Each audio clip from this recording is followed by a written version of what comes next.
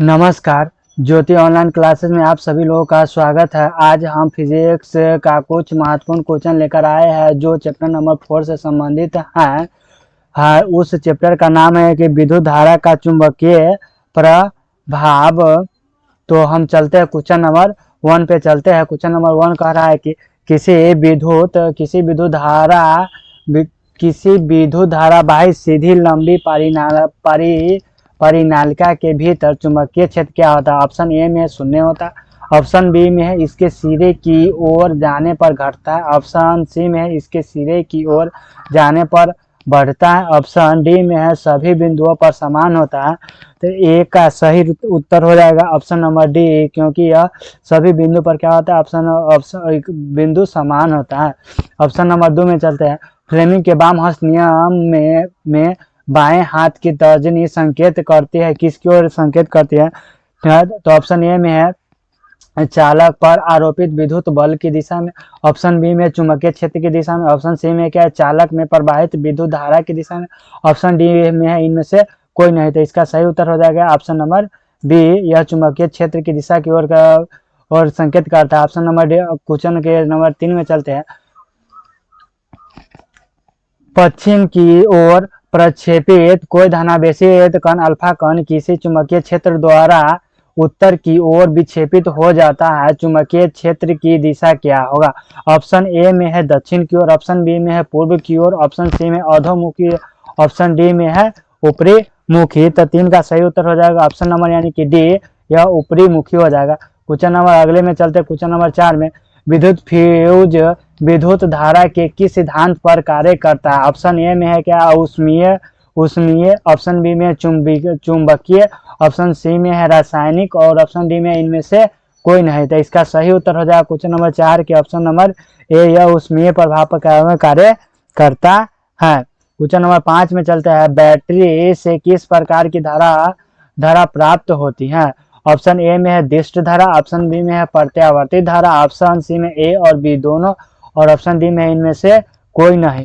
तो 5 का सही उत्तर हो जाएगा ऑप्शन नंबर ए, क्योंकि यह क्या था, यह दिष्ट धारा उत्पन्न करता है। क्वेश्चन नंबर 6 में चलते हैं।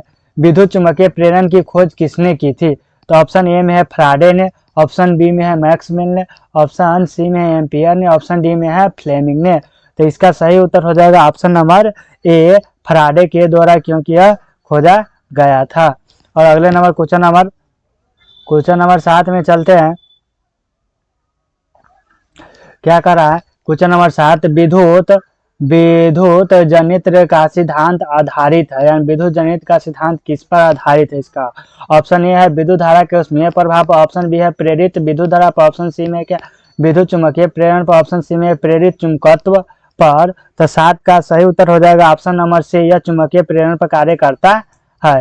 क्वेश्चन नंबर यानी कि 8 में चलते हैं। क्वेश्चन नंबर 8 का क्या करा।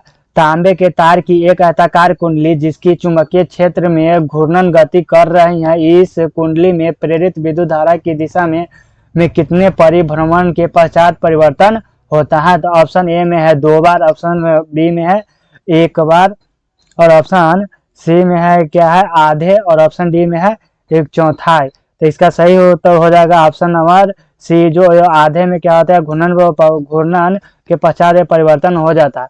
क्वेश्चन नंबर 9 में चलता है। निम्नलिखित में से कौन किसी लंबे विद्युत धारा वाही तार के निकट चुंबकीय क्षेत्र का सही वर्णन करता है। तो क्वेश्चन नंबर 9 का सही उत्तर हो जाएगा ऑप्शन नंबर डी, यह कहता है यह चुंबकीय क्षेत्र की संकेंद्रीय क्षेत्र रेखाओं का केंद्र तार होता है। इसका ऑप्शन नंबर डी इसका सही उत्तर हो जाएगा।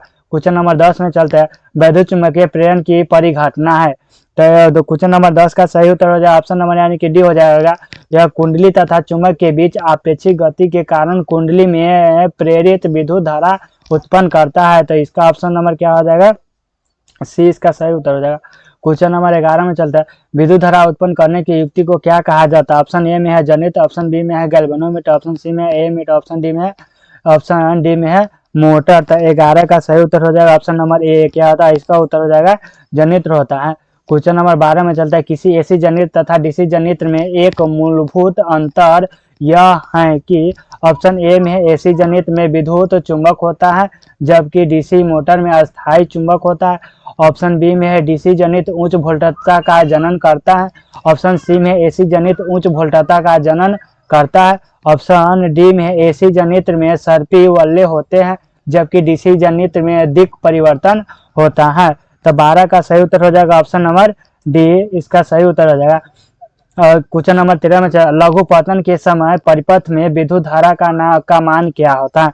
तो ऑप्शन ए में है बहुत कम हो जाता है। ऑप्शन बी में परिवर्तित नहीं होता। ऑप्शन सी में बहुत अधिक बढ़ जाता है। ऑप्शन डी में निरंतर परिवर्तन होता है। तो क्वेश्चन नंबर 13 के सही उत्तर हो जाएगा ऑप्शन नंबर सी। अगले क्वेश्चन नंबर 15 में चलते हैं। डायनमो से किस प्रकार की धारा प्राप्त होती है। ऑप्शन ए में है दिश धारा, ऑप्शन बी में प्रत्यावर्तित धारा, ऑप्शन सी में है दोनों धारा, ऑप्शन डी में इनमें से कोई नहीं। तो 14 का सही उत्तर हो जाएगा ऑप्शन नंबर सी, क्योंकि इसमें से क्या दोनों धारा प्रवाहित होती हैं। तो क्वेश्चन नंबर 15 में विद्युत बल्ब के भीतर क्या रहता है। विद्युत बल्ब के एक में क्या निर्वात रहता है। ऑप्शन बी दो में, ऑप्शन बी में क्या है वायु भरी रहती है। ऑप्शन सी में निष्क्रिय गैस भरी रहती है। ऑप्शन डी में हाइड्रोजन भरी रहती है। तो 15 के सही उत्तर हो जाएगा ऑप्शन नंबर सी, क्योंकि इसमें क्या निष्क्रिय गैस भरा रहता है। क्वेश्चन नंबर 16 में चलते हैं। दी गई वोल्टता के स्रोत से जुड़े किसी चालक में प्रति सेकेंड उत्पन्न ऊष्मा होती है। ऑप्शन ए में धारा के समानुपाती होता है। ऑप्शन बी में धारा के वर्ग के समानुपाती होता है। ऑप्शन डी में धारा के व्युत्क्रमानुपाती होता है। ऑप्शन सी में धारा के वर्ग के व्युत्क्रमानुपाती होता है। तो 16 का सही उत्तर हो जाएगा ऑप्शन नंबर बी हो जाएगा, धारा के यह वर्ग के व्युत्क्रमानुपाती होता है। क्वेश्चन नंबर 15 में चलते हैं, 17 में चलते हैं, सॉरी। विद्युत चुंबक क्या होता है। विद्युत चुंबक क्या होता था। 17 का सही उत्तर हो जाएगा यानी कि ऑप्शन नंबर सी, यानी कि नर्म लोहे के दंड पर लिपटी चालक कुंडली होती है। इसका सही उत्तर क्या हो जाएगा ऑप्शन नंबर सी हो जाएगा। क्वेश्चन नंबर 18 में चलता है। विद्युत धारा उत्पन्न करती है। तो ऑप्शन ए में है चुंबकीय क्षेत्र में, ऑप्शन बी में विद्युत क्षेत्र में, ऑप्शन सी में क्या धारा के क्षेत्र, ऑप्शन डी में इनमें से कोई नहीं। तो 18 के सही उत्तर हो जाएगा ऑप्शन नंबर ए, चुंबकीय क्षेत्र में उत्पन्न करता है। और क्वेश्चन नंबर 19 में चलता है। पृथ्वी का विभव होता है। ऑप्शन ए में ऋणात्मक होता है, ऑप्शन बी में धनात्मक होता है, ऑप्शन सी में शून्य होता है, ऑप्शन डी में अनंत होता है। तो पृथ्वी का विभव यानी कि क्या होता है शून्य होता है। इसका ऑप्शन नंबर सही, ऑप्शन सी इसका सही उत्तर हो जाएगा। क्वेश्चन नंबर 20 में चलता है। विद्युत फ्यूज तार में मिश्रित होता है। तो ऑप्शन ए में क्या टीन एवं शीशा, ऑप्शन बी में तांबा एवं शीशा, ऑप्शन सी में चांदी एवं शीशा, ऑप्शन डी में है तांबा एवं चांदी। तो ऑप्शन इसका ए राइट से हुआ, टीन तथा शीशा का यह मिश्रण होता है। क्वेश्चन नंबर 21 में चलते हैं। विद्युत वाहक बल्ब का मात्रक क्या होता है। तो question option number A ampere होता है, ऑप्शन नंबर बी कूलम होता है, ऑप्शन नंबर सी वोल्ट होता है, ऑप्शन नंबर डी यानी कि वाट होता है। तो क्वेश्चन नंबर 21 का सही उत्तर हो जाएगा ऑप्शन नंबर सी, क्योंकि यह वोल्टेज होता है, वोल्ट होता है। और क्वेश्चन नंबर 22 में चलता है। चुंबकीय क्षेत्र के प्रभाव में विद्युत धारा का मान क्या होता है। ऑप्शन ए में है ऊष्मा उत्पन्न करती है, ऑप्शन बी में आकर्षण बल उत्पन्न करती है, ऑप्शन सी में क्या चालक पर बल उत्पन्न होता है, ऑप्शन डी है इनमें से कोई घटना नहीं होता है। तो इसका सही उत्तर हो जाएगा ऑप्शन नंबर यानी कि सी, यानी कि चालक पर बल उत्पन्न करता है। अगला क्वेश्चन नंबर यानी कि 23 में चुंबकीय बल्ब क्षेत्र का ऐसा ही मात्रक क्या होता है। ऑप्शन ए में न्यूटन प्रति मीटर होता है, ऑप्शन बी में न्यूटन प्रति एम्पियर होता है, ऑप्शन सी में न्यूटन होता है, ऑप्शन डी में न्यूटन प्रति एम्पियर मीटर होता है। तो 23 का सही उत्तर हो जाएगा ऑप्शन नंबर डी हो जाएगा, न्यूटन प्रति एम्पियर होता है। क्वेश्चन नंबर 24 में चलता है। चुंबक द्वारा धारावाही चालक पर लगाए गए बल की दिशा ज्ञात की जा जाती है।